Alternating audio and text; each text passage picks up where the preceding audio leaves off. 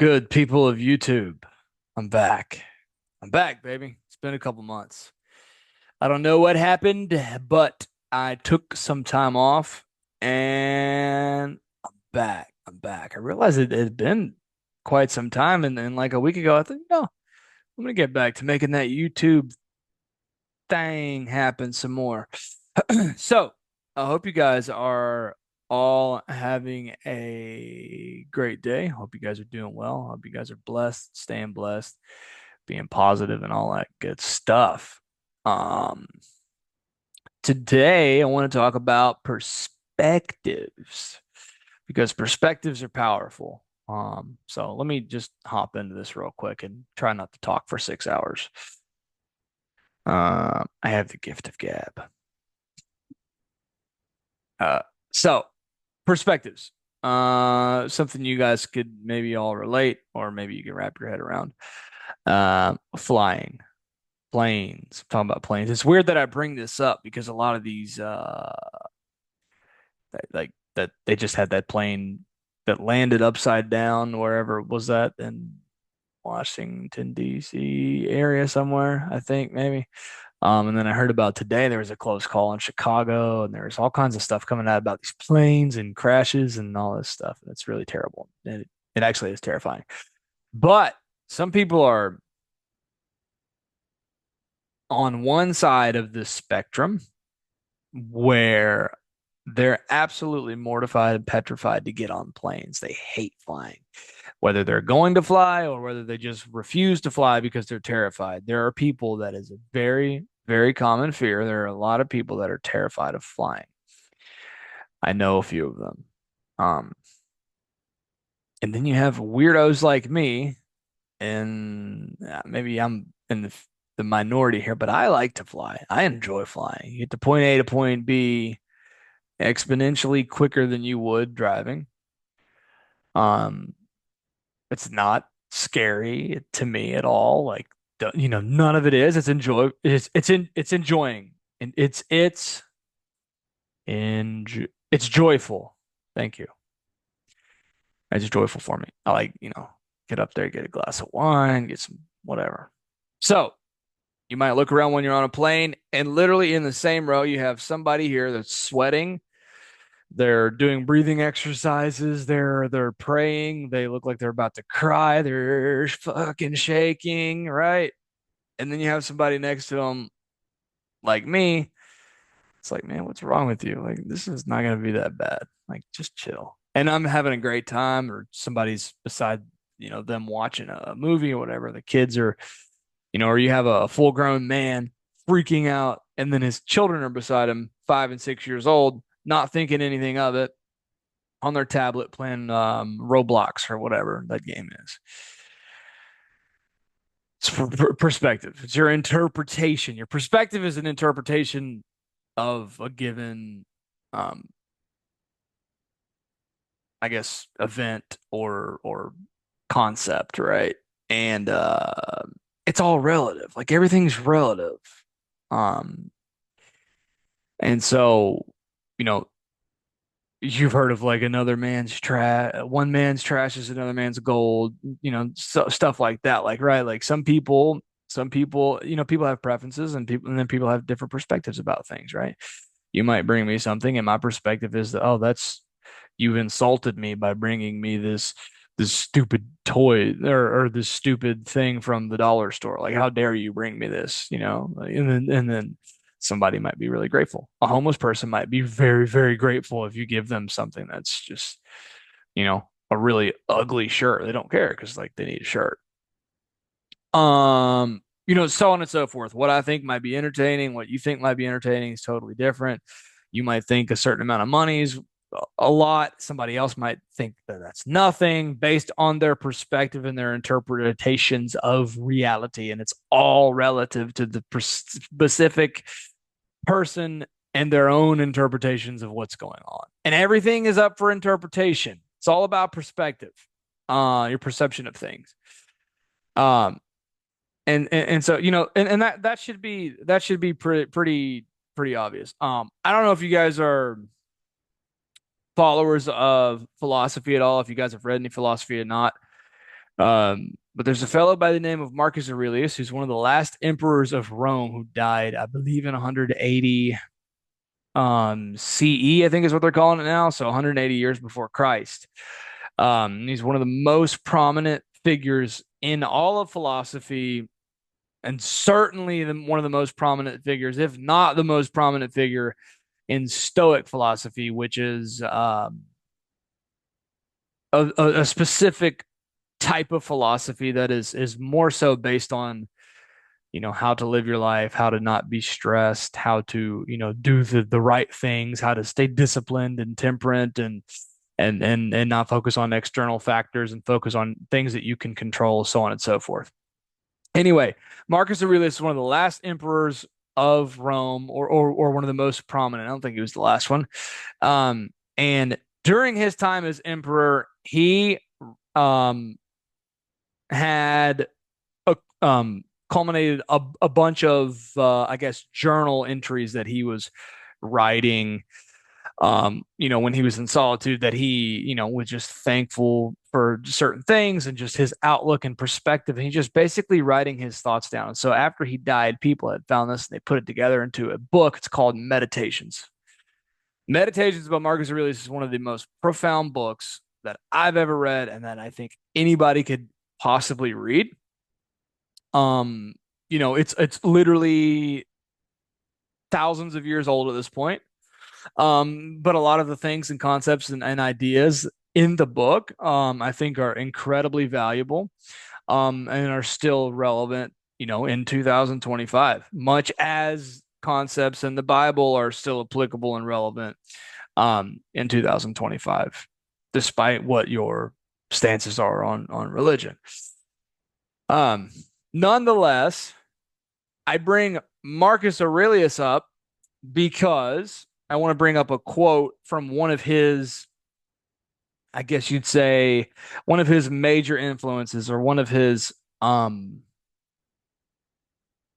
don't know if it was a mentor. I don't really know if they knew each other or not, but it's been said that Epictetus was another Stoic philosopher, had a significant influence on a lot of the concepts and ideas and thoughts, that Marcus Aurelius had and that he would have written about in Meditations. Epictetus once said in one of his books, and I'm paraphrasing here, um, and I don't know exactly off the top of my head which book it was in, but the quote goes something like this. Try not to mess this up. Um, Men are bothered not by events, or men are not bothered by things. More so, men are not, I take a deep breath. Men are not disturbed by things. More so, they are disturbed by the way in which they view them. Something to that effect. Basically saying, like, we're not affected, we're not troubled, we're not disturbed um, by things that happen to us, i.e., events or tragedy or what have you. More so, we're bothered by our own interpretations of this. I'll give you some other examples. Somebody could be getting let go or fired, laid off from their job. And they could think it's literally the end of the world, even though they have $150,000 saved up in the bank. Their rent is $400 a month. Everything's paid off, and uh, they have an extensive resume, thousands of connections. They could still be very, very worried and stressed out, and it could put a major, major, major toll on their mental health, their emotional state, so on and so forth. The exact same situation could happen to somebody crazy like me, or or someone else. That doesn't have to be me. And they could go, you know what? I could use a change of pace. Maybe I don't like this job. Maybe this isn't for me. Maybe there's a reason why I'm getting fired. Maybe God has a different plan for me. Maybe the universe is opening a different door for me. Maybe, I really don't like this job anyway, and maybe this is my way out. Um, maybe who knows? Who knows? But this is actually exciting. Now I can work on this project and that. Now I can stay home. Now I don't have to go into the office. Now I can find a job. I gotta stop touching my microphone. I hope that's not loud in the editing. Maybe they get fired and then like they have a sense of gratitude or joy, or they're thankful. Like, you know what? Now I can go do this, that, and the other. I can move. I can find a different job in a different industry, whatever. It's all about your perspective, your perception. I'll give you another example, more personal example than that. I've not shared this on the channel yet, I don't believe. But I figured I might as well. It's a big part of who I am. I am actually blind. I'm not completely blind. Blindness is a spectrum, not the same way that um well, yeah, I guess in the same way. Um, I digress. It's There are varying degrees of blindness, is what I'm trying to say. Most people think black or white, or they go all perfect vision, or you wear glasses, or you see nothing. They don't bridge the gap between glasses and nothing. I'm somewhere between glasses and nothing. I use a cane. I don't drive, and most importantly, I have technology. And my computer reads every single thing to me. My phone reads everything to me. I tap the screen and it reads all fucking day long. But um, I recently have started producing music. I've been playing guitar. There are some guitars right here behind me. I don't think you can see them in the screen. I have been playing guitar for 17, 17 years I've been playing guitar almost. And recently I've started recording my own music and I use this software called Logic Pro on my Mac. And I'm going through it and there's just a million things. I mean, it's an extensive program. If you've ever used it, you know what I'm talking about. It's a lot. It's like learning a different language. And there's all these buttons and things that do stuff and open up different windows and embedded stuff and things to drag around and different windows. And you don't know what any of it is. And I'm teaching myself how to use it with my screen reader, which is an extra added layer of chaos. I could let it really, really, really, really deter me. And I actually did for a long time. That's why I'm just now getting around to it. I probably could have been, working on music 7 or 8 years ago, but you fire it up, dude, and it's like, and you don't know what this button does, and you click it, and you can't figure out how to get past this and this, that, and no, no, no, no, no, no. Now I've started, this is something I really want to do. So I'm going through and I'm learning all these things, and my perspective is maybe different than someone else's perspective in that, oh, that's a lot of work just to do that, blah, blah, blah. That sounds really stressful. No, no, no, I'm gonna figure it out. Just a little bit, day by day, right? Um, my interpretation of the situation is actually one that's very, very positive. I have to learn so because my computer reads everything within the program. It reads based on what the actual items are called. So somebody might just see I'll just make something up. I don't know if this is real, but somebody might just see, I would imagine, a picture of um like steps, like a staircase. And that might be the step sequence. Or somebody might see um a picture of something and they don't really know what it's called, but they just know it's that button, the one that's the trophy or the one that's the flower. You click the flower button and then it opens up this thing, which I don't know what it's called. And then you can just drag this over here and drag this over here. I'm learning literally every single thing about this software and I'm gonna know it by the time I get to a, and I'm not proficient yet, but by the time that I get to a proficient level using this software, and it might take me 500 times longer than it would take somebody else to get to a proficient level. I don't care. I am going to know every single crevice of this software, and I will be a, I mean, probably a one of 100 in the world. I don't know. I'm just making up a number, but I will be in the very, very, very, very, very, very small percentage of people that actually use logic, that know how to produce and know the actual software. And on top of that, I have really, really, really fantastic hearing. So I can hear certain things within music with, mixing, whatever it is, things that might be clipping, things that are weird off that other people might not be.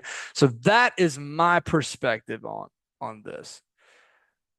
And that's one example of how you can take a scenario and apply an ulterior interpretation to what might be considered the traditional stance. Um, and I think the moral of this whole story is perspectives are extremely powerful. You can choose your own perspective. You can choose how you want to interpret things. And everything in life is relative. Nothing is good or bad. Everything is events. When it comes to events and ideas and thoughts and concepts, um, which are all vague things that I'm describing, and nothing was definite there. Those are all, what whatever, right? But when it comes to like any sort of event or concept or idea or thought or argument or substance or material, it's all neutral. Everything in this world is neutral. It's just about the way that you interpret them, right? Money's not good or bad. Money is just money. Things are just things. Hawaii is just a place. Some people might hate Hawaii.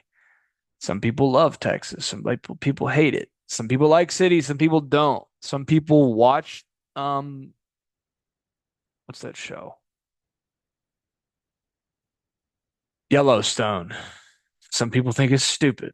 Some people aren't going to pay $12 a month for Amazon Music because they can just watch things for free on YouTube or listen to the free version with ads.